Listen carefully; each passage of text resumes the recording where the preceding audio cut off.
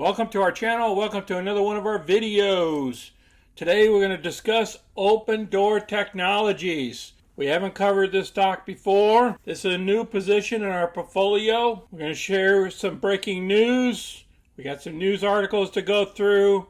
We got I want to touch a little bit on the earnings and stuff like that, the great news that earnings came out. I also want to cover the diagram. And then we also got a CNBC video that has some recommendations too for trades as well. So let's get busy. Here's our current position with Open.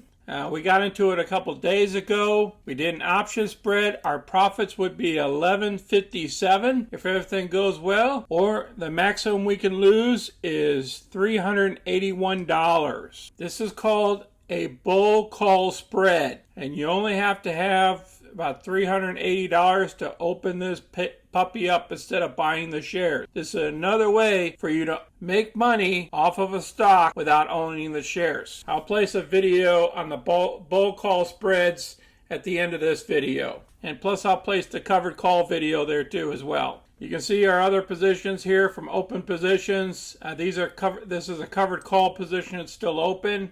These are the closed positions of December so far.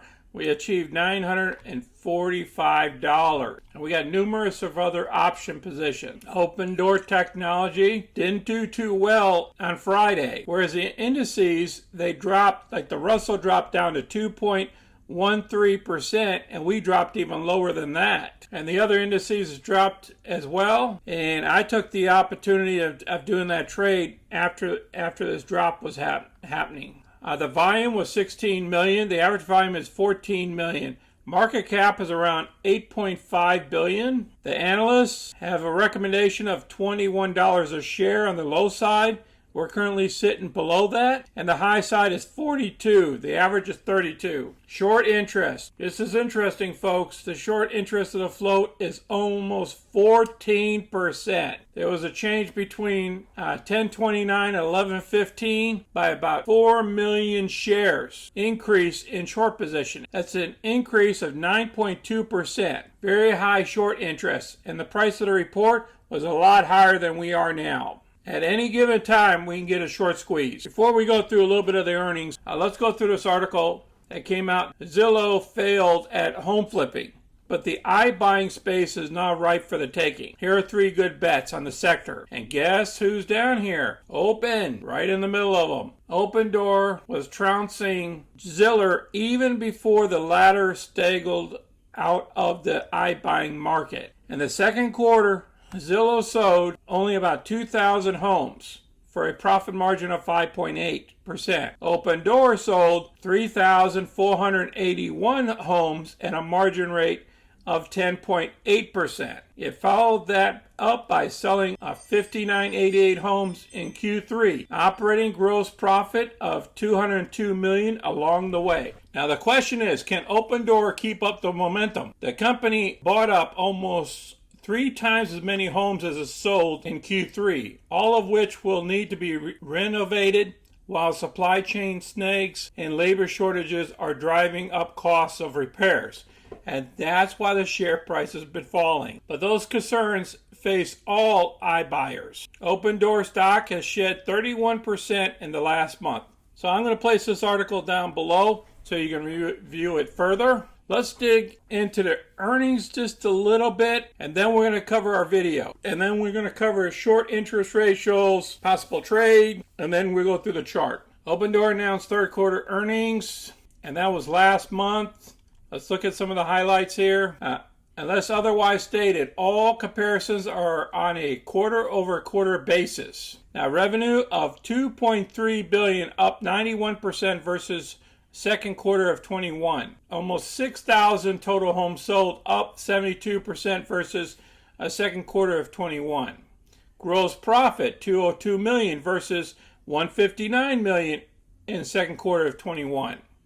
With gross margin of 8.9% versus 13.4% in second quarter of 21. Net income was down $57 million versus down $144 million in second quarter of 21. Contribution profits of $178 million versus 128. The adjusted EBITDA is 35 million versus 26. Expanded to 44 markets at the end of Q3 with 5 new market launches. So they're trying to grow here. Purchased 15,000 homes, up 79% versus second quarter of 21. Grew inventory balances to 17,000 homes, representing a 6.3 billion in value, up from 130% versus second quarter of 21. The outlook guidance, the revenue guidance of 3.1 billion to 3.2 billion. I have a shareholders report that I want to send to you, place it down below as well. I want you guys to go through each one of these slides when you have time. Let's go through the options a little bit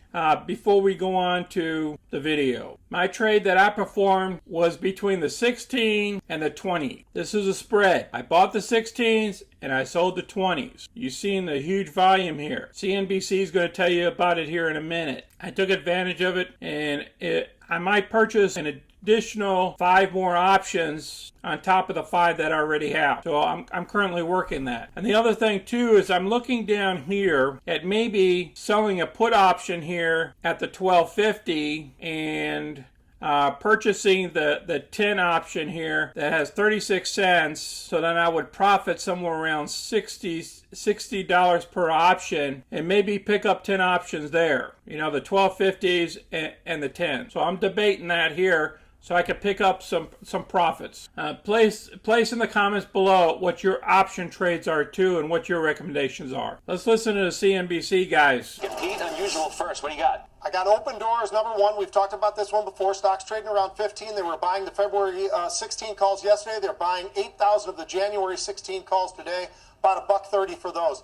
They've been buying up these 16 calls for January's. This is a huge amount. Now, in reviewing the chart, we're down at the same levels as we were back here between August and September. And then again back here between May and June. If we go further out, pretty much when they went IPO, they jumped up to a certain level here and then they went higher. So I believe this is a floor because we held our grounds previously in this area. Performing that trade is the right thing to do in my opinion. And down here, I looked at the RSI down here. We're at the 27.1. We have not been this low. So I believe she's in the oversold category right now based off the RSI and the technicals here. So what we need to do is see a couple of days where she flattens out just like she did back here. You know, this was a long time period that she stayed at these levels.